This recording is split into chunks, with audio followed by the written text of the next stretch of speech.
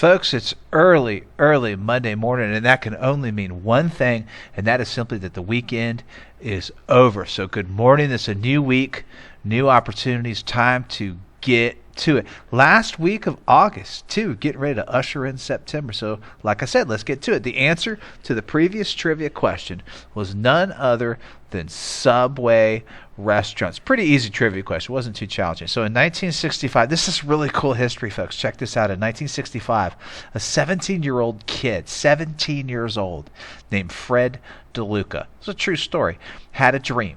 And I can guarantee it had nothing to do with making sandwiches. This kid wanted to be a doctor. And early on, he had the initiative to try and figure out how he was going to pay for medical school. So he would end up asking a family friend, a guy by the name of Dr. Peter Buck, who was a nuclear physicist of all things, for advice on how to pay his college tuition. These guys were just talking. He was this 17-year-old kid and this friend of the family. After kicking around ideas, the two came up with an idea to open up a submarine sandwich shop of all things. Now, Dr. Buck was wealthy enough where he provided an initial $1,000 investment. And the two, now partners, so to speak, opened up their very first restaurant in Bridgeport, Connecticut. This older guy went into business with this 17-year-old kid in August of 1965, which, of course, say it with me, was the focus of the trivia question. It was called Pete's Drive-In Super Submarines. I included a picture of it in the initial trivia question. And they had a unique method of serving freshly made, customizable, make-as-you-go affordable sandwiches to local guests. At the time, it was a brand new concept, and it went over well. It didn't take long for this sandwich concept to catch on in popularity with customers. 3 years later, 1968, they would change the name of the sandwich shop to, of course, Subway, and would form a holding company called Doctors Associates Incorporated to oversee operations as the shop became big enough with customers to open more stores. And they got that name from the fact that Peter Buck was a doctor and Fred DeLuca wanted to go to medical school. That's how they came up with that name of the holding company. So by 1974, Fred and Dr. Buck owned and operated 16 of these sandwich shops throughout Connecticut. It turned out to be a pretty cool thing to get into, with the potential to branch out even more. And outside of the state of Connecticut, the pair decided to begin a business expansion model, which was very popular at the time, based on paying an initial fee and then a percentage of royalties, which was known, of course, as franchising. And now that model is rampant.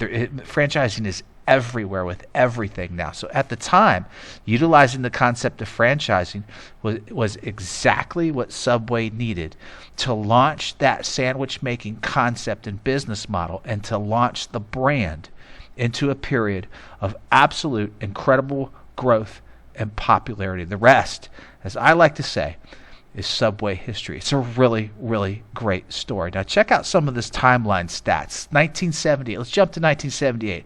The first Subway on the West Coast opened. 1984, a few years later, the first Subway outside of North America. 1996, the first Subway in the UK. And in 2004, Subway began opening stores in Walmart supercenters. Not a bad contract to have. And 3 years later, they would surpass the number of McDonald's locations inside of Walmart stores. Pretty good accomplishment. All the while, the stores kept growing with the franchise model. And by 2010, Subway became the largest fast food chain worldwide with 33,749 restaurants. A very cool success story. Now, having said all that, Subway has not been without its problems, and it's worth mentioning if you're going to talk and discuss and research the history of Subway stores. By 2017, Subway began to experience consecutive years of falling profits for a number of reasons. Customers' tastes changed. There were costly promotions that were pumped into the Subway franchise, and that happens a lot when you have a franchise. There was competition, quite frankly, with better prices. We're talking about places like Panera Bread and Firehouse Subs. and popularity in food trucks too grew during this time, I found in my research. And quite frankly, Subway is very predictable in its sandwich making. It was no longer the hot thing. You'd go in, it became kind of routinish. You go in, you want a 6-inch, you want a foot long, what kind of cheese, do you want toppings, what kind of bread, do you want chips, for here to go. It was very predictable, and customers don't like that. New things started to set in. Okay, so they had consecutive years of falling profits, and that's just the way business works, right? So to counteract this change, which they did do, Subway unveiled redesigned restaurants with a brand new company logo, which is never a bad thing, to kind of redesign the logo, redesign your store, self-ordered kiosks, USB charging ports at table. They tried to keep up with the times, and they did a pretty good job doing it. Online ordering, rebranding, etc. Additionally, Subway was one of those restaurants where COVID was not very good to. The restaurant chain suffered as a result of COVID. So as of 2021, Subway had approximately 41,600 locations in 104 countries and territories. Not too shabby coming out of a global pandemic. Okay, all of those locations independently owned, all under the franchise model. Not too shabby, folks. And some of their marketing concepts along the way have kind of been up and down and have worked great. Some of them have been controversial. Who remembers the $5 footlong? I remember this. I lived off of $5 footlongs. I think they have since done away with the $5 footlongs. And remember Jarrett Fogel. Jarrett Fogel was the spokesperson for Subway for the longest time, having lost an incredible amount of weight, eating nothing but Subway sandwiches. Jarrett Fogel, of course, is in prison now, and he had a whole kind of debacle, and Subway distanced themselves from Jarrett Fogel very quickly and very far away. Current branding is the refreshing concept, and you have a lot of sports athletes who you see on TV now pushing Subway sandwiches. They've had their issues with animal group issues, as you can imagine, because they sell meat products.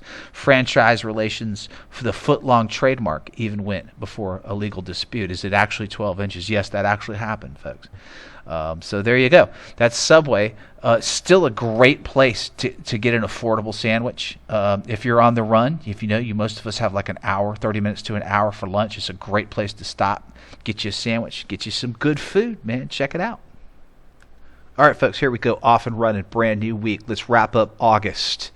And let's start this new week with a brand new trivia question for August 29th. On this day, in 1957, this senator from South Carolina concludes the longest filibuster ever conducted in the history of the Senate after speaking for 24 hours and 18 minutes nonstop in opposition to civil rights legislation.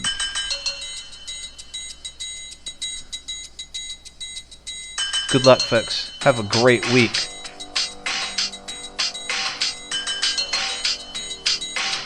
Thanks for all you do. You guys are awesome. Appreciate every one of you.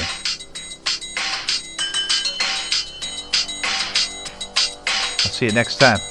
Peace out.